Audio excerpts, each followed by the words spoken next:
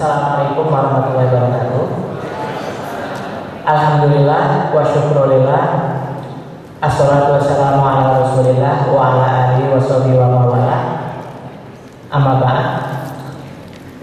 Kepada para alim ulama, para cendekiawan, segenap akademisi, tamu undangan yang mulia yang saya muliakan, wabil khusus kepada Prof. Syrozi selaku moderator yang telah memberikan waktunya kepada saya ucapkan terima kasih.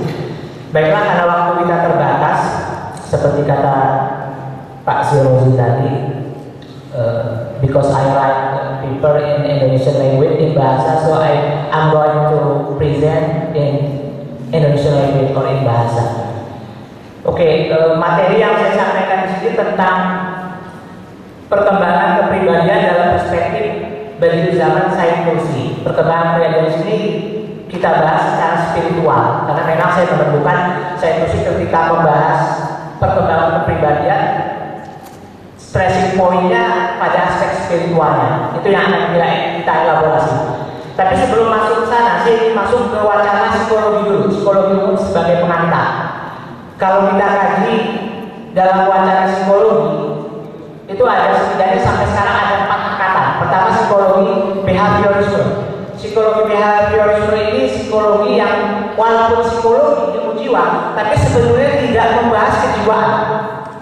Karena kita laksana robot, apapun yang kita lakukan ini dipengaruhi oleh faktor eksternal. Saya senang dan sedih karena ada faktor eksternal yang mempengaruhi saya senang dan sedih. Saya tidak ada intervensi, tidak ada keaktifan. Ini yang pertama. Yang kedua, psikoanalisis. Nah, psikoanalisis oleh para ilmuwan sudah disebut depth psychology, psikologi yang lebih dalam. Kenapa lebih dalam? Karena sudah memasuki ranah bawah sadar. Setiap aktivitas kita selalu dipengaruhi oleh ranah bawah sadar. Nah, tapi sayangnya psikologi yang pertama dan angkatan kedua ini belum menyentuh aspek spiritual atau aspek agama.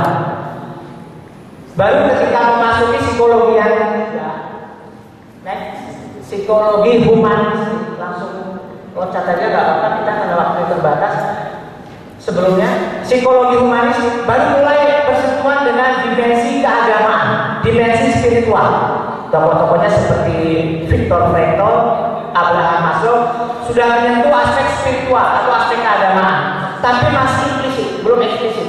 Baru memasuki angkatan yang keempat, di sini psikologi mulai integrasi dengan agama, dengan ranah spiritual, mulai menyatu, mulai bertemu, yang disebut juga biasanya psikologi transpersonal, bahkan disebut juga spiritual intelligence. Tokoh-tokohnya Dana Johar, misalnya Ian Marshall, Khalil Hafez, mereka mempertemukan agama dan psikologi menyatu.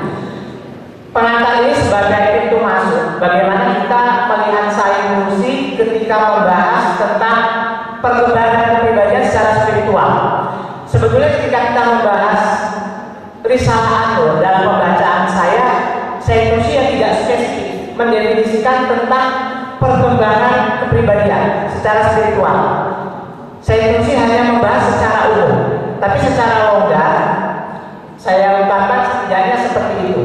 Definisi perkembangan kepribadian secara spiritual dalam perspektif Said Nursi. Kata Said Nursi secara longgar definisinya adalah aktualisasi semua potensi-potensi besar yang berada dalam diri manusia, baik dari aspek intelektual, mental, emosional maupun spiritualnya secara maksimal.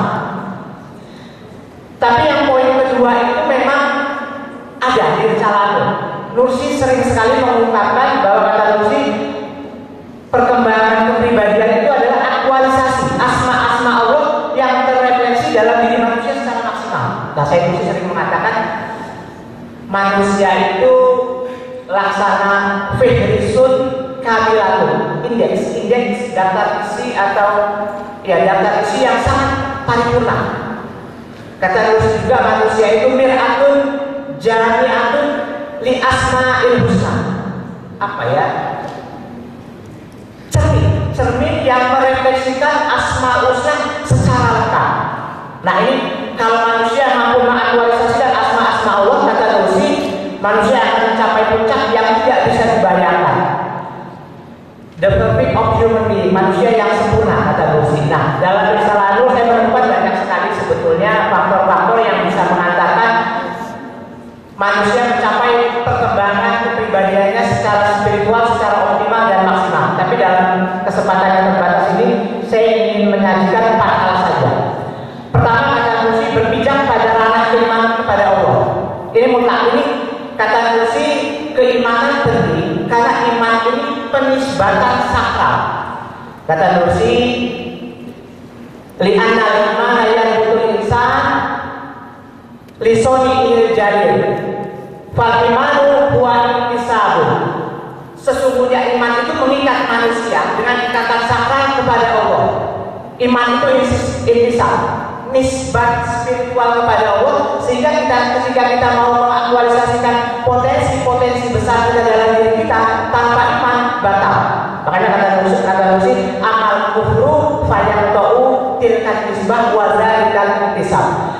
Adapun kekufuran tanpa keimanan, dimensi spiritual ini tidak ada, batal. Dia memutuskan tilkat nisbah, ikatan sakral ini, relasi sakral kita dengan Allah putus, gagal. Jadi tidak bisa berkembang secara maksimal. Itu yang pertama, dimensi abstraknya, kata Rusi. Yang kedua, faktor perkembangan kepribadian itu pengabdian kepada Allah secara luas. Jadi di sini ibadah manuh ya, tapi juga ibadah ghairu manuh harus masuk. Nah, kata Rusi, ibadah ini sebagai pelembagaan keimanan. Kalau iman sifatnya abstrak, ibadah ini wujud konkretnya tapi dalam arti luas.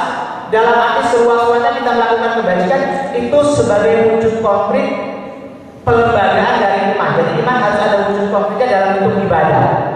Saya langsung saja yang ketiga, yaitu, nah ini dia yang lebih spesifik, yaitu memanifestasikan asma-asma Allah. Nah, di sini Rusi agak detail. Kalau kita bertanya bagaimana manusia bisa memanifestasikan asma-asma Allah, kata Rusi ada 3 poin. Pertama, melalui bahasa kefakiran dan kelemahan manusia. Kata Rusi, jadi di sini sifatnya kontradiktif. Kata Rusi begini, kefakiran dan kelemahan itu harus ada agar asma Allah sebagai Al-Razzaq dan Al-Qadir misalnya, yang maha memberi rezeki, yang maha kuasa, maha kuasa, bisa menemukan maknanya. Kemiskinan dan kelemahan itu harus ada, kata Rusi, supaya asma Allah Al-Qawi yang maha kuat menemukan perannya dalam kehidupan manusia. Dalam bahasa Rusi mengungkapkan dengan indah, kata Rusi, tata'awafu ala ismi ar-razzaq bimarorotilju, sebagaimana engkau bisa berkenalan dengan asma Allah Ar-Razzaq yang maha memberi rezeki, bimarorotilju, dengan rasa lapar yang engkau rasakan, tata'awafu ala ismi asy-syafi bimarodika. Begitu juga engkau bisa berkenalan dengan Allah, salah satu asmanya Asy-Syafi yang maha menyembuhkan, dengan rasa sakit yang engkau rasakan, kata Rusi. Nah, yang kedua, melalui potensi-potensi manusia yang bersifat pasif. Kita punya potensi mengetahui, cerdas, kuat, misalnya. Potensi pasif ini sebagai refleksi asma Allah, Al-Alim, Ar-Rasyid, misalnya Al-Qawi.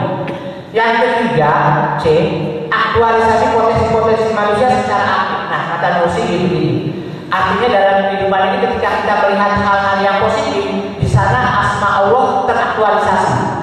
Ketika ada seorang alim ulama yang sangat alim, seorang profesor yang hebat, cerdas, kreatif dan produktif, menghadirkan karya-karya yang berkualitas, kata Rusi, di situ kita menemukan asma Allah Al-Alim, Ar-Rasyid, yang maha alim dan yang maha memberi petunjuk.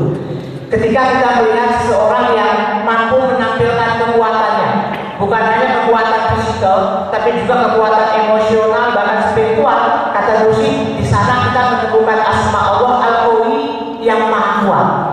Dan ketika kita menemukan dalam kehidupan manusia ini beragam keindahan, baik keindahan fisik maupun keindahan etika, akhlaki, kata saya Rusi, di sana kita melihat asma Allah Al-Jamaliyahnya, dimensi keindahan asma Allah teraktualisasikan secara konkret.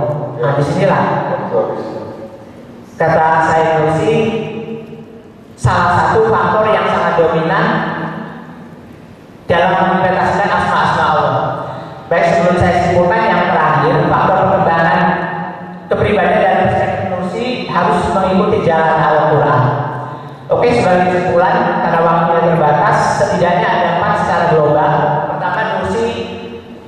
kalau bicara perkembangan kepribadian secara spiritual harus bersandar pada ranah keimanan. Jadi sifatnya abstrak, tapi sangat signifikan sekali, penting sekali, prinsipil.